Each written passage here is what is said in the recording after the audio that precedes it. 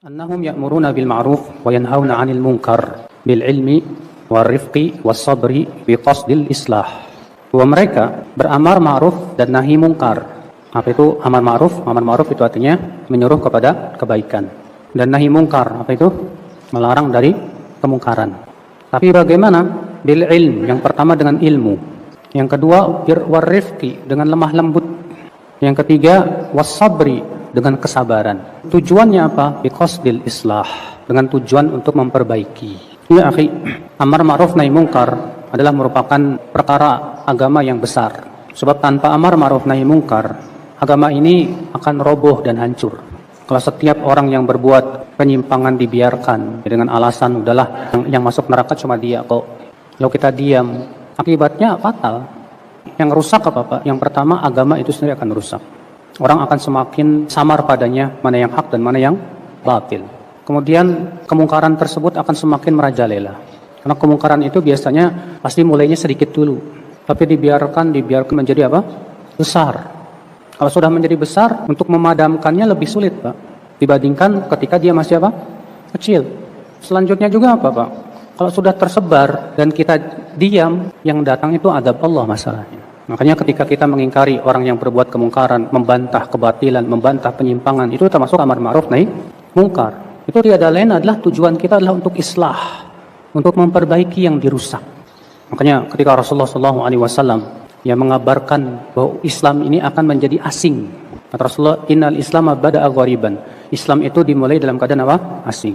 Wa sayaudu ghariban, dan nanti akan kembali menjadi apa? Asing. Kemudian Rasulullah sabda apa? Fatuba lil ghuraba. Tuba, berbahagialah bagi orang yang terasing. Dalam satu riwayat Nabi SAW menyebutkan siapa sih orang terasing itu. Kata Rasulullah, alladzina yuslihuna ma afsadan nas. Yaitu orang-orang yang memperbaiki sesuatu yang telah dirusak oleh manusia dari agama ini. Nah, untuk memperbaiki tidak mungkin kecuali dengan adanya amar ma'ruf nahi mungkar.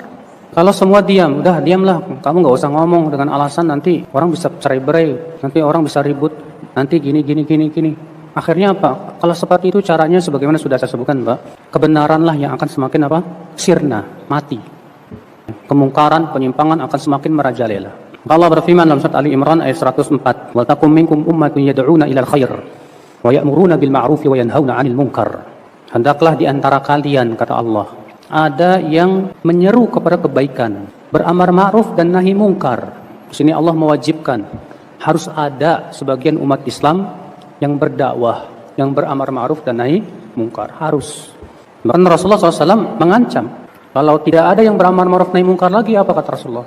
La ta'muruna bil ma'ruf wa la tanhauna 'anil munkar aw la yushikanna an ya'umakumullahu bil bala. Hendaklah kalian benar-benar menyuruh kepada kebaikan dan melarang dari kemungkaran, atau Allah akan ratakan adabnya kepada kalian itu. Summa tad'un, lalu kalian berdoa kepada Allah, di saat itu Allah tidak lagi mendengar doa-doa kalian. Artinya kalau adab sudah turun, kita berdoa pun tetap nggak bakal dikabulkan. Dan kalau kita semua diam, yang kena bukan hanya orang zalim masalahnya, tapi semua orang soleh pun kena. Makanya Allah mengatakan, wattaqu fitnatan la tusibanna alladziina zalamu minkum khassah.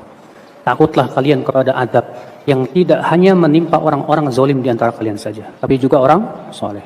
Kapan itu? Kata Rasulullah dalam satu riwayat, ketika tersebar kemungkaran sementara orang-orang salehnya diam 1000 bahasa. Padahal mereka mampu untuk mengingkari.